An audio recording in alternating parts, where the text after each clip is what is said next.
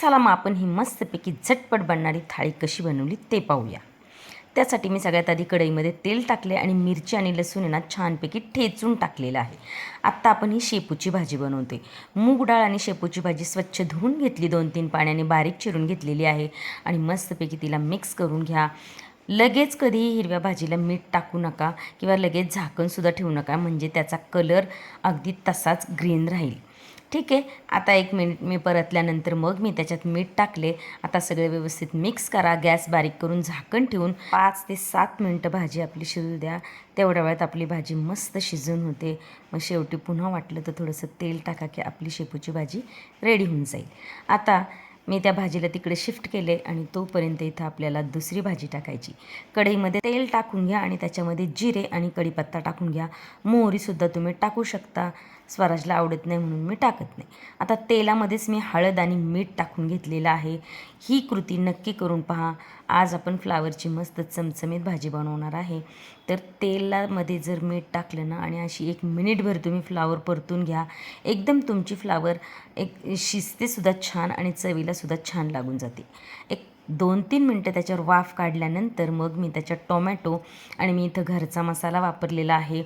तुम्ही लाल तिखटसुद्धा वापरू शकता, कांदा मसालासुद्धा वापरू शकता। ही भाजी बनवायला अजिबात वेळ लागत नाही। आता वाफ देऊन 10 मिनटं भाजी शिजवा की भाजी रेडी होऊन जाईल। आता आपल्याला तिसरी ती म्हणजे कढी बनवती आहे मी। ते एक पातेले ठेवले, त्याच्यात तेल आणि जिरे मोहरी टाकून घेतली आणि मेथ्या टाकून घेतलेल्या आहेत। मेथ्या नक्की टाका। त्याचबरोबर मिरची आणि आलं लसणाचा ठेचा टाकून घेतलेला आहे। त्याचबरोबर कढीपत्ता टाकलेला आहे। इथं तुम्ही आहे ना मिरचीसुद्धा ठेचून घेऊ शकता किंवा मिरची आलं लसूण पेस्टसुद्धा करू शकता। आता कलरसाठी हळद आणि थोडासा हिंग टाकून घेतला आहे। खूप कमी तेलामध्ये हे तुम्ही कढी बनवत जा। आता दही होतं, त्याच्यात मी पाणी आणि बेसन टाकून मिक्स करून ठेवलं होतं। ठीक आहे, मला थोडीशी हळद कमी वाटली म्हणून मी त्याच्यात किंचित हळद टाकली आहे आणि 1 चमचा साखर आणि चवीनुसार मीठ टाकून घ्यायचे आणि 10 मिनटं गॅस बारीक करून ही कढी आपल्याला शिजून द्यायची। शेवटी कोथिंबीर टाकून लगेच सर्व करा। तर ही आपली पूर्ण थाळी तुम्हाला कशी वाटली?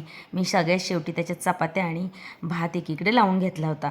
अशा प्रकारे सगळं जेवण आपलं बनवायला 1 तासापेक्षासुद्धा कमी वेळ लागतो खरं तर, पण हे शूट वगैरे करण्याच्या ह्याच्यात मला थोडासा जास्त वेळ लागून जातो।